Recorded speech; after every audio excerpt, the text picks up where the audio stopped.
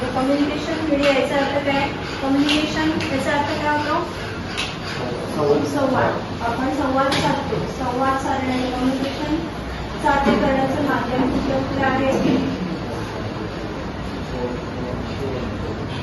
आपण काय काय वापरतो कम्युनिकेशन साध्य करण्यासाठी?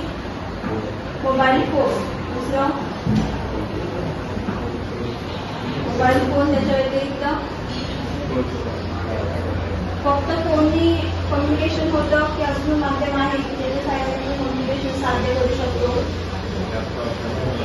लॅपटॉप आहे, कम्प्युटर आहे, आयपॅड आहे, टॅबलेट, पीसी आहे. तर डिफरंट जे डिव्हाइसेस आहेत पण त्या डिव्हाइसला कशाची गरज लागते? व्हाया इंटरनेटच्या माध्यमातून आपण कम्युनिकेशन साध्य करू शकतो. फॉर एक्झाम्पल तुम्हाला टेक्स्ट पाठवायचा असेल, तुम्ही टेक्स्ट कशा स्वरूपात पाठवता? टेक्स्ट स्वरूपात पाठवता ईमेल. आणि ईमेल तुम्ही राईट करून म्हणजे त्या ठिकाणी टेक्स्टच्या स्वरूपात कम्युनिकेशन साध्य करता. व्हॉट्सअपवर चॅटिंगच्या भरपूर तुम्हाला टेक्स्टमध्ये चॅटिंगच्या माध्यमातून व्हॉइस कॉल असेल, व्हिडिओ कॉल असेल, हे सगळे काय आहे? कम्युनिकेशनचे माध्यम आहे. आणि हे कम्युनिकेशन जोडण्यासाठी ज्या डिव्हाइसेसचा वापर करतात त्या डिव्हाइसिंग आवरण आहे आणि त्यामध्ये छोटे कॉपर वायरला पण पुन्हा प्लास्टिकचं कोटिंग आहे. प्लास्टिक याचा अर्थ काय? त्या ठिकाणी इन्सुलेटर म्हणून वापर केलेला आहे. आता या केबलमध्ये प्रत्येकी 2-2च्या डिफरंट पेअर्स आहेत. या केबलमध्ये 2-2 डिफरंट पेअर्स आहेत. प्रत्येक पेअरला कलर कोडिंग दिलेला आहे ना? कलर कोडिंग आहे. आणि ह्या कलर कोडिंगचा वापर करून आपण टाइप्स ऑफ केबल नेटवर्किंगमध्ये टाइप्स ऑफ केबलिंग तयार करतो. म्हणजे इंटरनेटची जोडणी. त्याच्यामध्ये स्ट्रेट पेअर केबलिंग येतं आणि क्रॉस ओव्हर केबलिंग येतं. तर आपण एसटीपी केबल दिसते सगळ्यांना? STP cable. आता यूटीपी केबल आणि एसटीपी केबल मध्ये काय फरक आहे कोण सांगेल?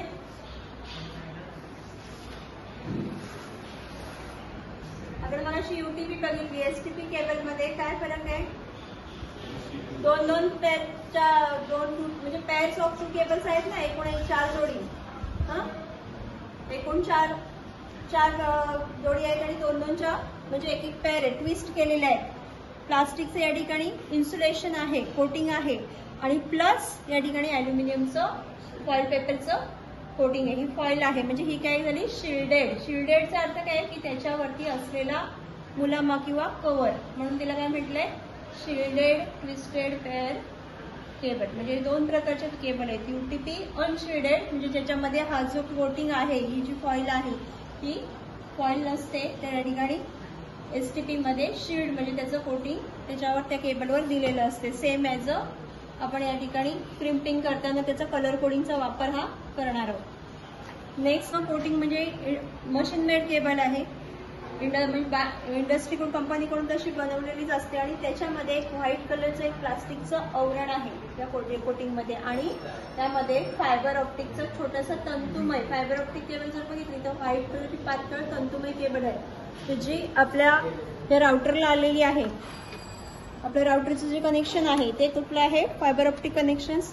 त्यामध्ये तुम्हाला व्हाईट कलरचं एक छोटंसं प्लास्टिकचं नॉच दिसतो आणि याच्यामध्ये पातळ अशी तंतुमय केबल आहे. आणि ही जी केबल आहे ही काय? सगळ्यात फास्टेस्ट डेटा प्रोव्हाइड करते. म्हणजे ही ऍक्च्युली महाग आहे केबल पण डेटा ट्रान्सफर रेट याचा सगळ्यात कसा आहे? जास्त आहे फायबर ऑप्टिक केबलचा. तो आपण आपल्या राउटरला यूज केलेला आहे. नेक्स्ट वन इज आता या ठिकाणी RJ45 कनेक्टर की आपण मगाशी बघितलं एसटीपी केबल आणि यूटीपी केबल. ती जर नेटवर्किंग मध्ये आपल्याला जोडायचे असेल तर या ठिकाणी अशा प्रकारचं कनेक्टर आवश्यक आहे आणि त्या कनेक्टरला आपण काय करू शकतो?